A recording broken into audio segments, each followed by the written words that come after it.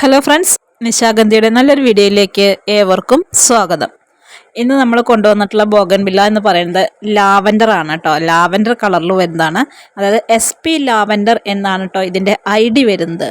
നമ്മുടെ ഈ ബോഗൻവില്ല വെറൈറ്റിയിൽ അത്യാവശ്യം നല്ല രീതിയിൽ മുള്ള് വരുന്നുണ്ട് കേട്ടോ. പിന്നെ നല്ല കടും പച്ച കളറിലുള്ള ഇലകളാണ് ഇതിന് വരുന്നത്.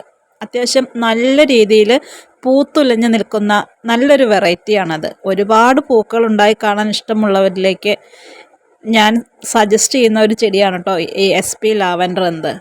ബോഗൻവില്ല വെറൈറ്റീസ് ചെറിയ വളരെ നേരിയ വ്യത്യാസത്തിലാണ് കേട്ടോ ഓരോരോ വെറൈറ്റിയും വരുന്നത്.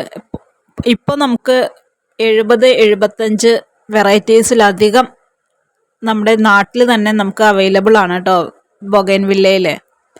നമ്മുടെ ഈ ബൊഗൈൻവില്ലയ്ക്ക് എങ്ങനെയാണ് ഈ പേര് കിട്ടിയത് എന്ന് ചിന്തിച്ചിട്ടുണ്ടോ?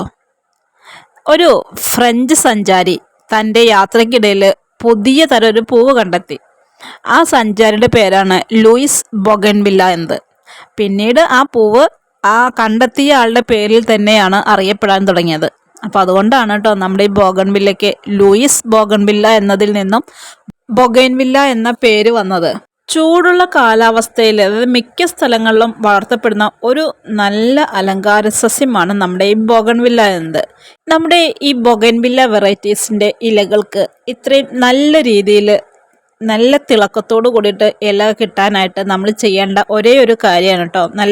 നമ്മുടെ ഉള്ളിത്തോലുണ്ടല്ലോ, ആ ഉള്ളിത്തോല് 1-2 ദിവസം വെള്ളത്തിലിട്ട് വെച്ചിട്ട് അതിൻ്റെ ആ ലിക്വിഡ് എടുത്തിട്ട് നമ്മളൊന്ന് വെള്ളത്തിൽ കലർത്തിയിട്ട് ചെടികളിലേക്ക് സ്പ്രേ ചെയ്ത് കൊടുക്കുന്നത്. അതുപോലെ തന്നെ ഗോമൂത്രം വെള്ളത്തിൽ നേർപ്പിച്ചിട്ടും ചെടിയിലേക്ക് ഒഴിച്ചു കൊടുക്കുക, സ്പ്രേ ചെയ്ത് കൊടുക്കുക. അങ്ങനത്തെ കാര്യങ്ങളൊക്കെ ചെയ്താൽ നമ്മുടെ ചെടി നല്ല കരുത്തോടു കൂടി വരും. പിന്നെ അതുപോലെ തന്നെ നമ്മുടെ പച്ചച്ചാണകം പുളിപ്പിച്ചിട്ട് അതിനകത്ത് കുറച്ച് വേപ്പിൻ പിണ്ണാക്കോ കപ്പലണ്ടി പിണ്ണാക്കോ ഒക്കെ ഇട്ടിട്ട് 4-5 ദിവസം നമ്മൾ പുളിപ്പിക്കാനായിട്ട് വയ്ക്കാം. എന്നിട്ട് ആ ഒരു വെള്ളം ചെടിയിലേക്ക് ഒഴിച്ചു കൊടുക്കുന്നത് ചെടിയുടെ വളർച്ചയെ നല്ല രീതിയിൽ മുന്നോട്ട് കൊണ്ടുപോകാനായിട്ട് സഹായിക്കും. അപ്പോൾ ഇതേപോലെയുള്ള നിറയെ പൂക്കളായിട്ട് ഇരിക്കുന്ന നമ്മുടെ ലാവൻഡർ സുന്ദരി നമ്മുടെ ഔട്ട്ലെറ്റിൽ 4-5 പ്ലാന്റ് കൂടി ഉണ്ട് കേട്ടോ. അപ്പോൾ ആവശ്യക്കാരുണ്ടെങ്കിൽ നമ്മുടെ വാട്സപ്പ് നമ്പർ എടുത്തിട്ട് ഒന്ന് മെസ്സേജ് അയച്ചോളൂ.